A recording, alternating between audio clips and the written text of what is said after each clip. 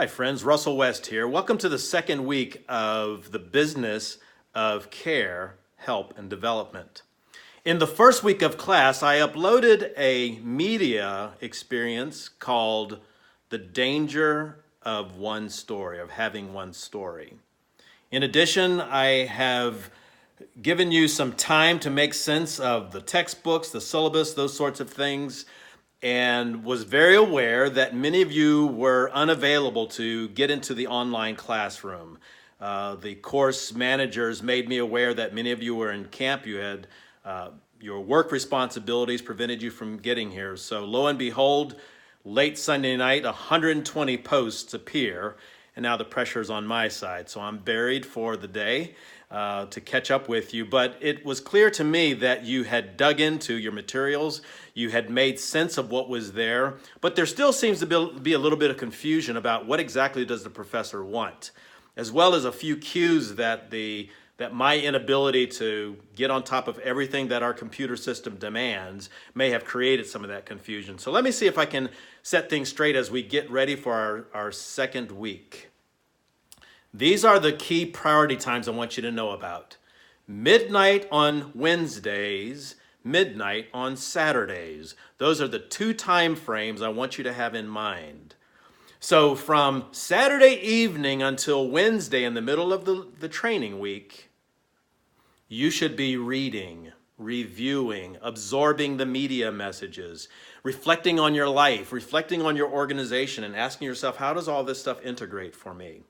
But by Wednesday midnight, you will post a assignment, which is a document, and you will post a threaded discussion invitation to your peers.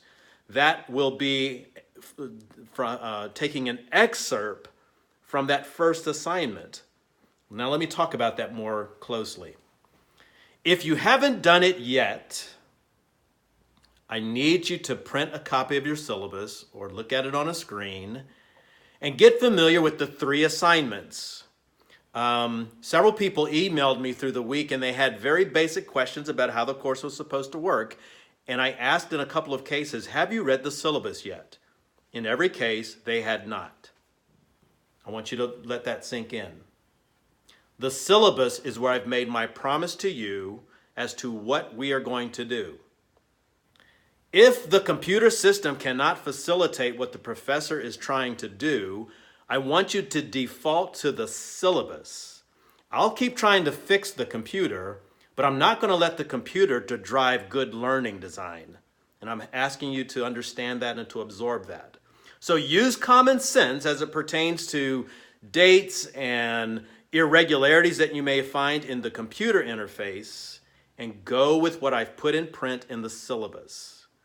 I am getting some assistance from our instructional design folks to make sure that I've caught all the little editorial buttons called calendar dates and grading points. There's just a lot of details behind the scenes that professors are tasked with. However, not all of us are equal to the task, so we learn it one problem, one surprise at a time. Nevertheless, the confusions that these moments create will always go in your favor. That's my pledge to you. You should not have to pay for my inability to get on top of the system. But going back to what you need for every week, the way you get ready for your Wednesday evening post is you go to the syllabus, you look at the very last page for a document that I call My Takeaways, the My Takeaways response form. This is how you're going to respond to the reading that you've done, books and articles, to the media that you have absorbed. It could be a TED Talk, it could be the 6 items inside of the Poverty Cure video series. But whatever the media may be, you're going to do kind of a remix around all of that and begin filling out the 4 quadrants of this form with it. Quadrant 1 is called review. This is where you understand it, where you summarize it. If you can't summarize it in your own language, you don't have it yet. So I want you to pretend you're the author or the executive producer of these media pieces and answer in the first person, ladies and gentlemen, this is what I was trying to say. I want you to simplify it, summarize it as tightly as a sentence if you can, to say, demonstrate to me I understood what I just experienced. In the second quadrant to the right, this is where you reflect on it. It's one thing to make sure you've understood it. The second thing is can you begin relate to it? The first one is synthesis. The second one is analysis. So the way you reflect on it is you bring critique to it. You go, what did it bring up for me? What does this stimulate for me? What does this remind me of? This supplies a different point of view on something that went poorly in my life at another time. So you will let the experience critique you, interrogate you, draw you out, bring out your criteria to say, wait a minute, that's all true if I was a Catholic, or that's all true if I came from the Reformed point of view, but from a Wesleyan point of view, or from a ARC or a Kroc point of view, these different contexts may affect how you process these things. Whatever gets stimulated for you, quadrant 2 is where you reflect it. And we'll know that you've got it when you can generate a question, and I'm saying 1 to 3 questions, that invite your peers to join the conversation. Now, one of those questions out of the 1 to 3 must be selected from the reading discussion questions that are in the book that Fickert has written, When Helping Hurts. But the others could be out of your own thinking, your own context. This is where you could become the consultant to your peers, saying, hey, for those of you who eventually do Kroc work, this is a question that's looming for you. And I wouldn't mind hearing from the ARC branch on how you might solve this Kroc element, becoming peer consultants to one another. If you look at that quadrant, you'll see a big gold bar to the left side of it that says these words, use for thread. When we get to the assignment B of the syllabus, I'm going to have you come back to this quadrant, just do a copy of it, move it into the discussion thread area and drop it in there. That's the questions you have there are how you will lead the conversation with your peers.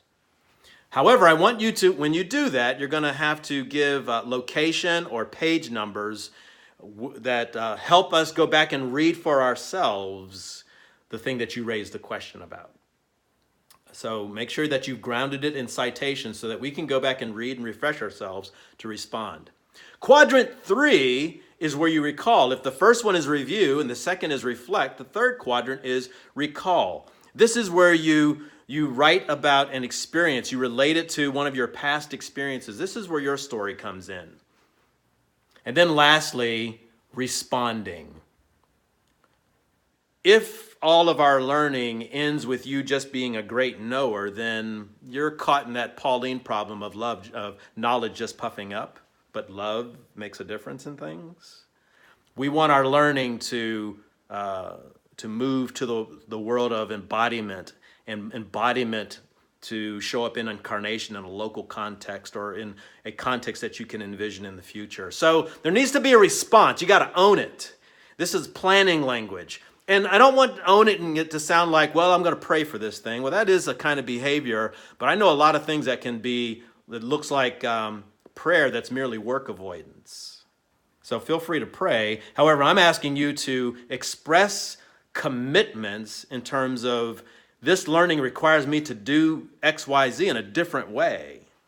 So I'm going to cancel the appointment that I had scheduled for the end of the month. I'm going to regroup my thinking, and I'm going to host a new conversation with my peers. Now, that would be a concrete response to something you learned in the books. Make sense?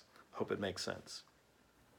So there are 3 assignments for this class. 2 of them have a weekly, 8-week sort of quality to them. Not 6 weeks, not 7 weeks. They have an 8-week quality to them.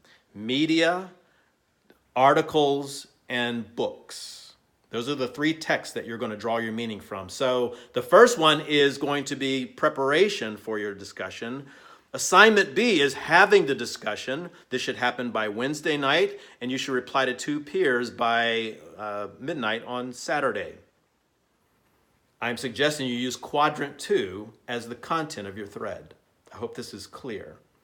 Now, assignment C, the third assignment for the class, is an interview-based experience called empathy mapping. You're going to go to an organization that you want to learn from, and you're going to do interviews with someone who understands the way their whole system works, and you're going to try to learn how they view their stranger, their customer, their client, using the empathy mapping process. Now, empathy mapping isn't you sitting in a room going, I bet you the people who come to our feeding pantry feel this way, or this is what they see when they come here. You've learned nothing yet. Unless you go and interview them and ask them what they feel, what they see, what they hear, you're just saving fish from drowning. You're looking at the matter from your point of view, not the view of the fish, not the view of the client.